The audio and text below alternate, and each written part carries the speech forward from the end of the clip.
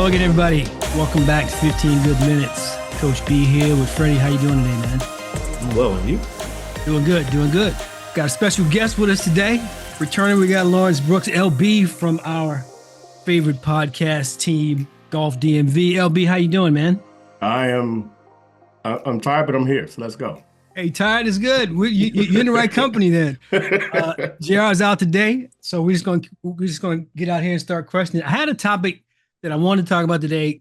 I was out of town last week, and a lot of stuff was going on. It's interesting because one of the last things that we talked about was how happy we were that the NBA season was over, because it seemed like it went on forever and ever. But there's been a lot of movement in the NBA in the last week. I just want to get you guys' opinion, so I'm going to throw some shit at you. You tell me what you think about what it is. I'm starting off with the one that bugs me the most, okay? And don't let that influence you. Do you think that Bronny is NBA caliber talent? Freddie, I'm going to start with you. Honestly, I think he is. I just think that he does not have the body of work to support being drafted. When I look at, the little bit of film that I've seen on him and how he played, in those watered down leagues in high school, his professional comparison, his pro comparison to me is Avery Bradley. I don't know if you guys remember him. Yes. He played with Boston. Then he won a chip with the Lakers in the bubble. He's a smart player, plays defense. He's not the most athletic, but if in the right system, he can thrive. And I think that's his a close comparison to me is just he doesn't have the body of work, in college and, say someone in comparison to, Armando Bacot. He does not have that body of work. Was he the 55th best player drafted? I didn't draft him. Somebody thought he was. So that's a hell of an answer. I'll take it. LB, you've been watching these guys for a while. What are your thoughts? I mean, is Bronny NBA caliber talent to you? Well, I'm gonna start with this. I don't think it matters that if he has talent or not. LeBron wanted him on his team, so he's there in the discussion. And the whole talk about the nepotism and all those other things. There are plenty of guys on plenty of benches that are there because somebody likes them, for whatever that reason is. Giannis in Milwaukee, his brother's on the bench.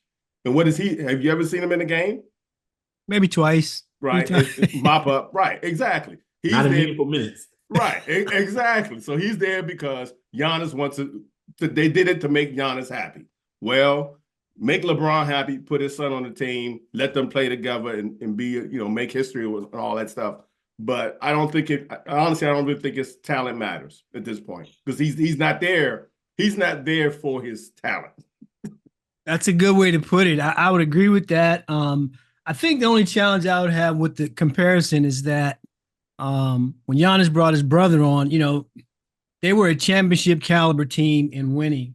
And I think the Lakers have been bad probably since the bubble. And I felt, we talked about this a little bit on the show, LB, where I think part of the problem with the Lakers is LeBron. You had a championship caliber team back in the bubble. You busted it up for whatever reason, don't know. And you haven't done shit since then. And you did all this tinkering and stuff. But I will say this because we was talking about it at work. To be fair, I don't blame him. I blame Jeannie Buss. I blame the Lakers organization. If you're willing to do that, and here's a question that we would kind of toss around today at lunch was, does it matter if it were, LeBron from 7 years ago or current LeBron? Meaning everybody knows dude's at the end of his career. How much longer, in your opinion, LB, can he hold LA hostage? Well, I don't know what his contract situation is, but based on his performance, who's to say? I mean, he could go another 2, 3, 4 I think years. at 2, 3, right? He's on the Olympic team. Right. Yeah. But we've talked about, I always felt like if your best player, I don't care what team you're on, if your best player is the 40-year-old, you got a problem. You got a problem. You got a problem. Now, bringing in youth is one thing. I just think that I watched him. I watched him a lot. You talking about Bronny? Yes. Okay. And there was a comment that came out. I don't know who made it, but it was fairly recently. What's the guy's name, Freddie, that turned down the job that JJ Redick got? The guy the guy from Connecticut. Yeah. Yeah. I think there was a comment that said that Bronny couldn't play for him at UConn, and I believe that. Mm-hmm. And so again, I got nothing against the kid. To your point, Freddie, he doesn't have the body of work, and I think at a minimum, you should have to do something like that. I get there's going to be perks. I get that 100% of the time. I get that, especially with somebody the caliber of player that LeBron is.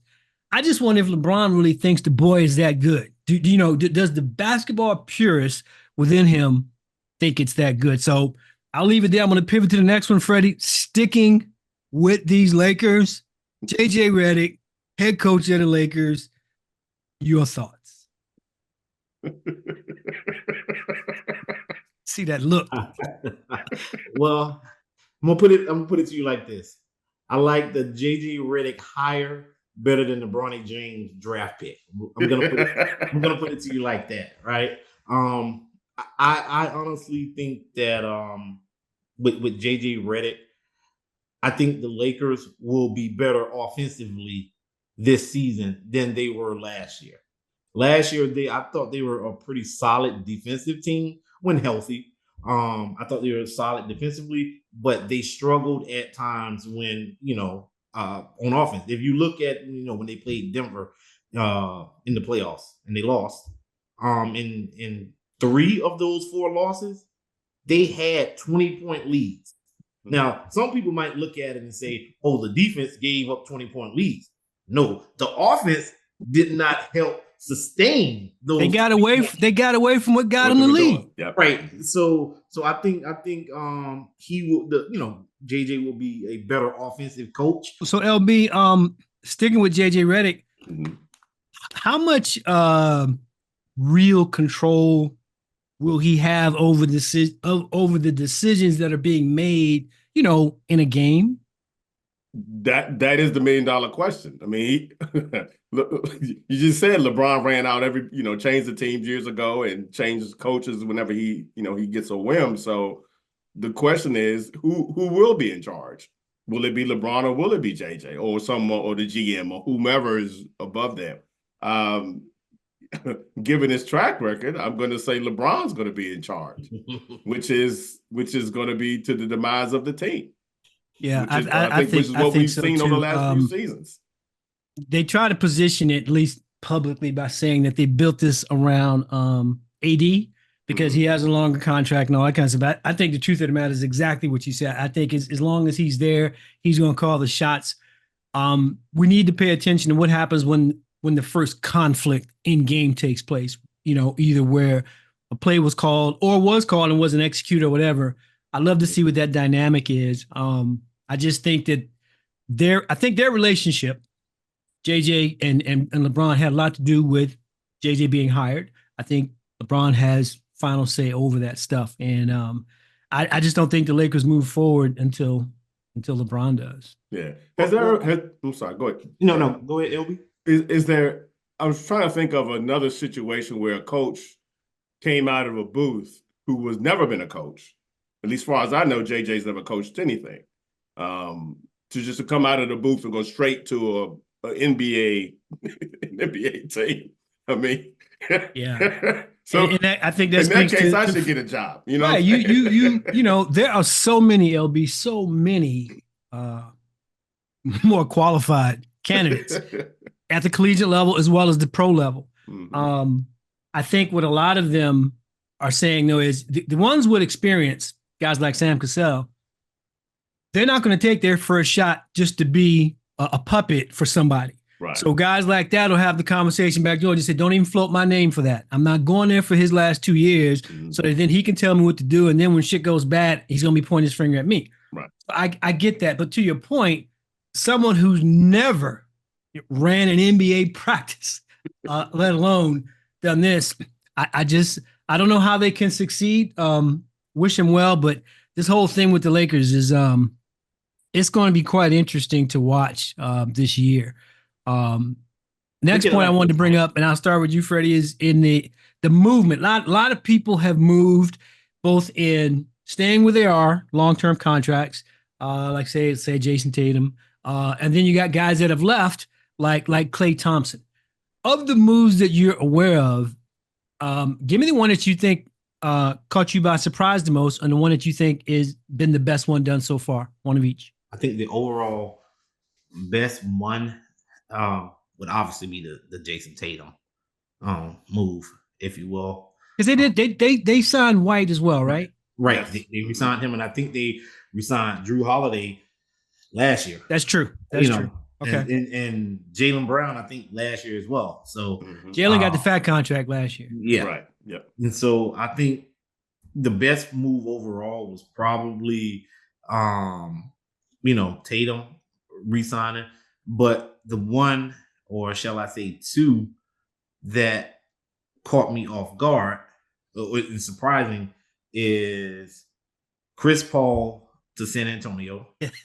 I don't know what the hell is going on there. And then Klay Thompson to Dallas. I mean, because on paper it looks like it's a good fit, and it could very well be. But Luka is ball dominant. Kyrie is ball dominant. They're gonna run the clock all the way down. In theory, you would think that that's what you kick out for the three or whatever. But it just seems like to me that is kind of odd. One of the best moves I saw was Orlando getting Caldwell Pope from Denver. I think he's really going to help that team get them youngsters kind of exactly. I think they needed somebody of his, not that he's an old man or anything, but he has more experience that he can help lead them. They went pretty good in the playoff. They won the first round and lost a second to Cleveland, I believe. So I think that's to me, that was one of the better moves, better transitions that I saw. The one that I think is a waste of time and money is playoff Pete to Philly. That dude, I just don't see how that works. I really don't. I like that they kept Maxey. I think Maxey's a good player. They needed to. He was the heart and soul of that team. Right. So you got him. Playoff Pete, I don't know what he's gonna do. I really don't. I honestly haven't been a fan of his since he left of Indiana. He hasn't showed me anything. And he's been injured as well. Between him and Joel being injured, I don't know how long that's gonna, what they're gonna do. So those would be my two off the top. But one thing, I'm sorry, if I could, just one more thing. Yeah. Tatum, I did the math. $765,000 per game. Jeez. Yes. Per game.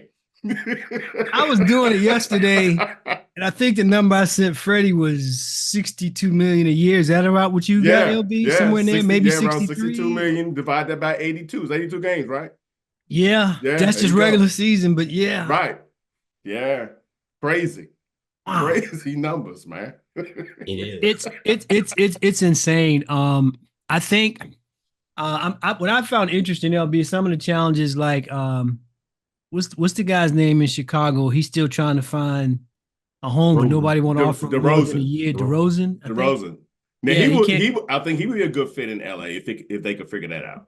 Mm-hmm. But the word I'm hearing, man, is that he wants something longer than a year. And what people are and some people opted in, like, my guy Russell Westbrook, he said, I'll take that $4 million. Thanks very much. Keep him, stay where he's at. But I don't know what DeMar, who's just been he's been so steady and so consistent over his whole career that he could be that guy. I would also say, going back to your point, Fred, I think Klay's a good fit in Dallas but Dallas has to change the way they run their offense. Right. He's a catch and shoot guy, but you can't give it to him 1.5 on the clock because Luka just dribbled the ball the whole time. I think Dallas is trying to make some moves. I don't know if that's it for Klay. I read a story this morning that said Steph offered to intervene at Golden State and Klay told him don't do it, meaning Steph was like, because he probably got the same type of juice at Golden State that LeBron got at the Lakers. Mm-hmm. And Klay said, no, if they don't want me, I'm good with that. So for me, it's going to be strange, seeing that team without him. I think he had more juice than LeBron. in Huh? LA. I think Steph has more juice in Golden State than LeBron has in LA because he's born and bred there. Right. Meaning, he's been there. LeBron is just a mercenary. A good point. Yeah, and I do think though, I like what Boston's doing. Boston's like, we're not messing around. We saw this last year with Brown. They said we got so far, we're gonna lock him up. They did that. Locked up White, locked up Drew, and now getting their pivotal player. I read somewhere though, and I don't know if y'all have heard this or not because I haven't followed up on it. Are they selling the team? Yeah, it's for sale. They are, right? Mm-hmm. It's a good time to sell. Exactly. Yeah. You just won a championship. I mean, You just gave him $312 million. Yeah. And then when you get that tax apron, because all those salaries, they're built for one more year, and then you got to blow it up. Yeah, somebody got to go because we can't afford this. And this is the time for them. This will be the time for them to do that, I guess. So the real question: does Bronny move out? Right? Does he get his own place? Nope. But do you start paying rent? I mean, it's just so many different. I think if on the team, in practice or whatever, I think honestly to maintain, some sort of integrity, LeBron has to be the one to call him out when he messes up in practice. He has to kind of keep it. At least if the players, the teammates say, okay, Pop's holding him accountable, then, you can step off. Right. And then, set an example for them. Right. And so then when you sitting in the locker room or whatever, then, you or your other players, teammates, you can come, on this rotation, you got that, something like that. But LeBron has to be the one to hold him accountable when he messes up on an assignment or whatever. However, he has to do that in the confines, in the structure of JJ being the head coach and you being one of the leaders on the team. Yeah, right. Yeah, I agree with that. We'll see how it goes, man. Appreciate it, man. Good conversation. One quick question: Does Bronny call him dad or LeBron at practice? Ooh. I'm gonna tell mama. We'll cue up some mics, LB, and see what he does. I'm going with dad on that one. Nah. He probably call him by his number. Okay. Yeah. Does the father do the same thing? No, Pop's gonna call him Bronny.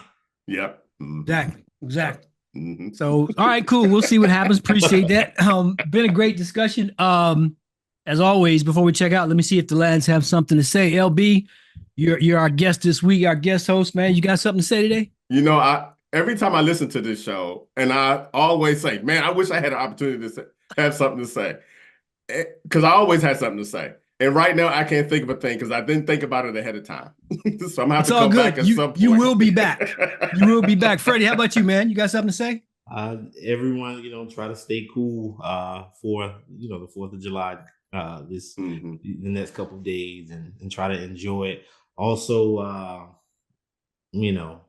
people, we need to get out and vote in November. That's mine. I got something to say. That's mine. Oh, okay. Mine. Go for it. Leave it alone, man. I'm listening.